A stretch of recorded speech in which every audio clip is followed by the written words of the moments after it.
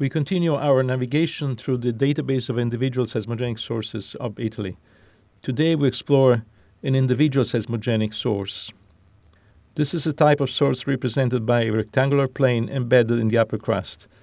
In the database we see the projection onto the surface of this deep source. There are many sources in the Italian database. We concentrate on a specific source from the Central Apennines, Central Italy. We remove all the information that's not needed at this time. We concentrate first on the composite seismogenic source in orange, and now we concentrate on the individual seismogenic source, which is the box in yellow at the center of the image. We can see the surface projection of the fault outlined by the pointer. And we can see the slip vector that indicates the direction of slip of the two sides of the source. The source we consider is called Fucino Basin and occurs in the Central Apennines. If we click on the source, we can see the code associated with the source. The code is formed by IT, which is Italy, IS, which means individual source, and then there is a code. Then we have the name of the source. We have the names of the compilers and the names of people who contributed to developing the source, along with their affiliations. Then we have the date of preparation of the source and the date of any improvement that has been made later. Then we have the name, the code of the composite source to which this individual source belongs.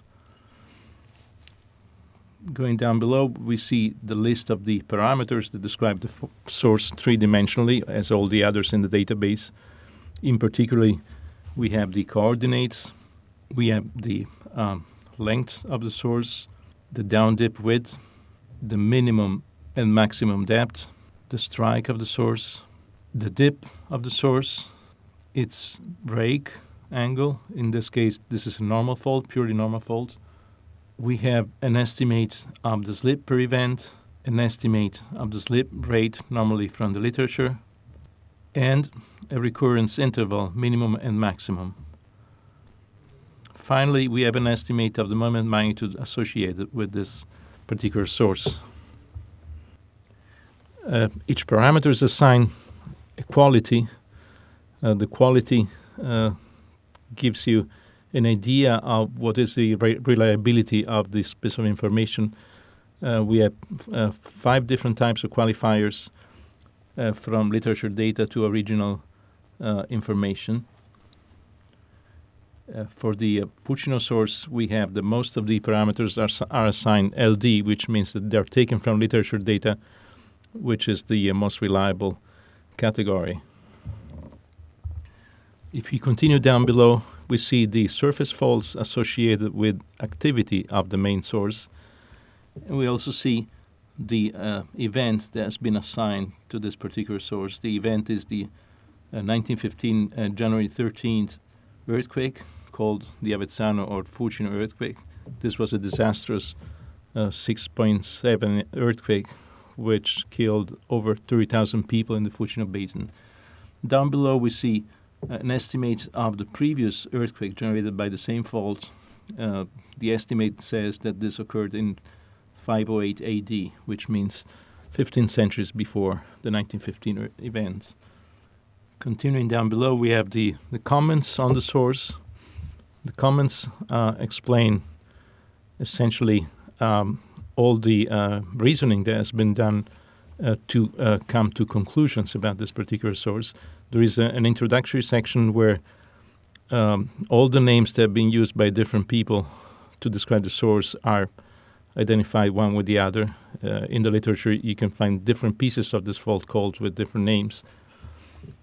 And then there are sections that describe the seismological parameters, the geodetic work that has been done to derive the parameters of the source, paleoseismological trenching that has been performed at different sites along the fault, considerations on structural geology, geomorphology, and so on. In the further section down below, there are open questions. Of course, no seismogenic source is always known in detail. There are still questions left open, and this is a small summary of them. And finally, there is a section with summaries of the different papers that have been written, the most important papers that have been written on this source. The first was written a year after the earthquake by Oddone. Each of these little summaries tells you something about what that particular paper says that is relevant to the investigation of that source. Finally, there is a section containing pictures taken from the literature, and sometimes there are original pictures too. This is a picture that shows what, as the surface fall that was created by this earthquake appears today in the agricultural fields. Then there are other pictures dealing with models that have been derived. There was a geodetic model, or with reconstructions of the geomorphology of the Fucino Plain. Finally, there is a long list, in this particular very long list of references, 144 references for this earthquake.